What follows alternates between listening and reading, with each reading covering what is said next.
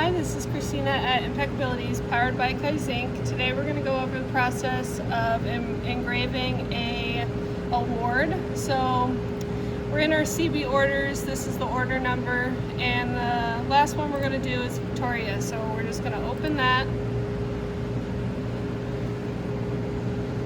And then we're going to go Control A for all, and then we're going to go Control P to print. And it's only going to print what is on the artboard. So we're printing to the Epilog engraver, and we are going to go custom, and you can see Victoria's name populated in there, and then we're going to hit print.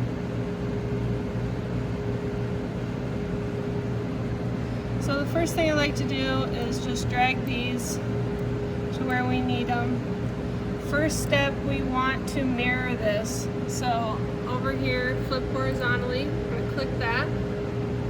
And then up in this corner, we're gonna drop in our material settings. We're gonna go clip art 300 DPI. I'm gonna import that.